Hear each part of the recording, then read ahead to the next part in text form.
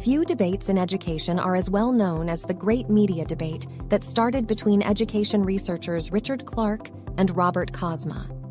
The discourse these two scholars kicked off decades ago continues to reverberate in the educational literature and has led academics and practitioners alike to consider the evolving role of instructional media.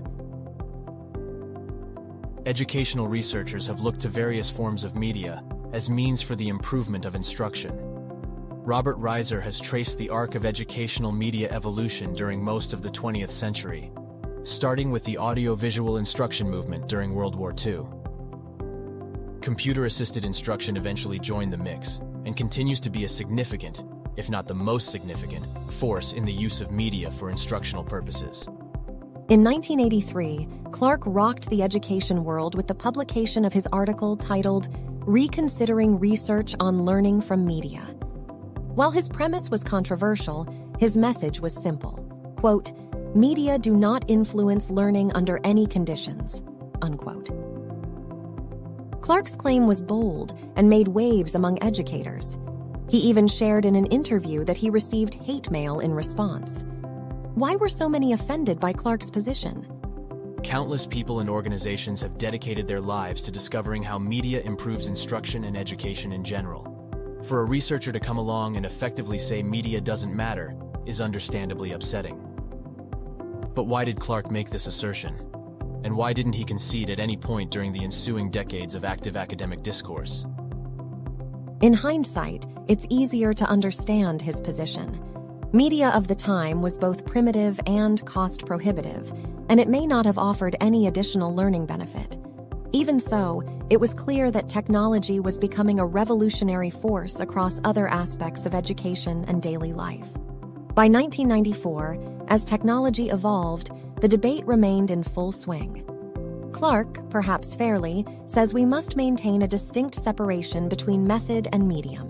In other words, between pedagogy and its delivery method, in order to prevent misinterpretation of research on instructional media. According to Clark, study after study had shown no significant difference between instruction delivered with media or without it. To be fair, he has not suggested that instructional media is worthless or should never be considered. Instead, Clark argues that, quote, "When a study demonstrates that media attributes are sufficient to cause learning, the study has failed to control for instructional method and is therefore confounded," unquote. To drive his point home, Clark even compared media to a delivery truck, stating media, quote, "are mere vehicles that deliver instruction but do not influence student achievement any more than the truck that delivers our groceries causes changes in nutrition," unquote. While Clark's original article was published in 1983, it wasn't until nearly a decade later, in 1991, that Robert Kozma wrote his article, "Learning with Media: Review of Educational Research." This article issued a direct challenge to Clark's position and asserted that Clark created, quote, "an unnecessary schism between medium and method," unquote. Kozma's perspective, on the other hand, was that, quote, "medium and method have a more integral relationship. Both are part of the design," unquote. In essence, Kozma pushed back. Since Clark thought we needed a new theoretical framework to justify research on the relationship between media and learning, Kozma wanted to consider learning as, quote, "an active, constructive process whereby the learner strategically manages the available cognitive resources to create new knowledge by extracting information from the environment and integrating it with information already stored in memory," unquote. But let's back up. What do we mean by media? And do Clark and Kozma define media in the same way? Clark divides technology into two main categories: content and delivery. Content includes instructional designs that draw on psychological and social psychology research used in the identification of instructional objectives and methods. Delivery includes media, which he considers, quote, "necessary to provide efficient and timely access," unquote, to the aforementioned instructional designs. Think back to his delivery truck analogy, and it all begins to make sense. Kozma, on the other hand, conceptualized media as technology, symbol systems, and processing capabilities. His 1991 article on the subject takes us through the most common mediums, including books, television, computers, and multimedia of various devices, computers being the most common.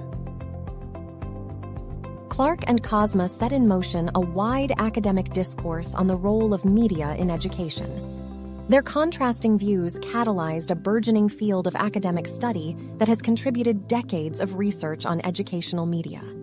After 40 years of debate, it would be a complete understatement to say that media has changed. Today's technology could hardly have been imagined at the time of Clark's original 1983 article. In recent years, scholars have sought to modernize the debate. For example, Rachel Sickle tells us that, quote, "Modern technology transcends its previous unidirectional role as its capabilities for interactivity increase," unquote. Clark's and Kozma's original exchanges were a product of 20th century thinking, which unintentionally produced narrowly defined comparisons that are woefully insufficient to account for the impact of tech, such as Web 2.0 tools, smart devices, virtual reality, and even artificial intelligence. The growth of online learning continues to push education into uncharted territory, rendering Clark's idea that media will never influence learning outdated and even a little ludicrous.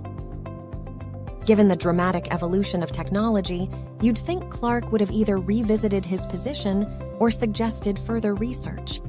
But he did the exact opposite. Even the title of his 1994 article, "Media Will Never Influence Learning," clearly declares his continued assertion that media should not be considered an integral aspect of method. This communicates an unchanging perspective dating back to 11 years prior, when he suggested a moratorium on any future research dealing with the influence of media on learning. So where are we today, 40 years later? Surprisingly, despite monumental advancements in technology, a globally connected world where online learning is practically commodified, and a preponderance of learning theories, the debate lives on in academic institutions. Current perspectives expand the discussion, examining the impact of technology-driven learner expectations, quality internet access, and even technical proficiency on the types of media students prefer. Logan states, quote, "Media comparison studies will not provide research to end the debate, but rather, an understanding on how the different media affects learning should be the desired outcome in research," unquote. As a whole, researchers seem to agree that there's no turning back. Media is here to stay. If that's true, how do we best move forward? Should we cast off Clark's assertions completely? How do we move both sides of the argument forward? One possibility is to consider the practical implications on both sides of this ongoing debate. What would an inclusive approach to media look like? How can we incorporate more of Clark's concerns into our work as instructional designers? Consider your budget. Clark's assertion that media are not cost-effective is a valid reminder to focus on efficacy. In some contexts, media is the most feasible option in terms of financial and time resources, such as for distance learning or training a large workforce. On the other hand, know when other solutions may be more cost-effective, such as providing a job aid instead of a full multimedia production. Consider your learner. Make sure your chosen format is truly the best fit for your desired outcomes.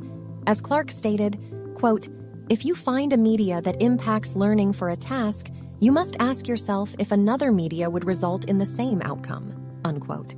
For example, would you feel more confident administering potentially life-saving support with the guidance of an instructor as you practiced on an interactive test dummy, or if you were required simply to choose the most accurate of two animated CPR scenarios?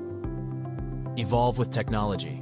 Utilize the full capacities of your tools and apply modern pedagogy. It's no longer enough to create a text-heavy PowerPoint presentation when a true multimedia approach would foster constructive learning and improve performance on problem-solving and transfer. On the other hand, avoid shiny object syndrome. Don't use a tool if it won't truly improve access to learning or enhance outcomes. Be sure your media is appropriate for your audience's internet accessibility. Consciously consider how the tools available to you shape your ideas. Are you leaning on them, or are you truly harnessing them to improve outcomes? Finally, invite inquiry. What might we have missed if, at Clark's request, we placed a moratorium on research? In closing, While the great media debate has remained a thriving point of examination, it's worth acknowledging the practical ramifications of ambiguity. As Becker stated in 2010, quote, "The truth of the matter is that technology, in and of itself, can neither improve nor impoverish instruction. There is nothing that works for every purpose, for every learner, and all the time," unquote.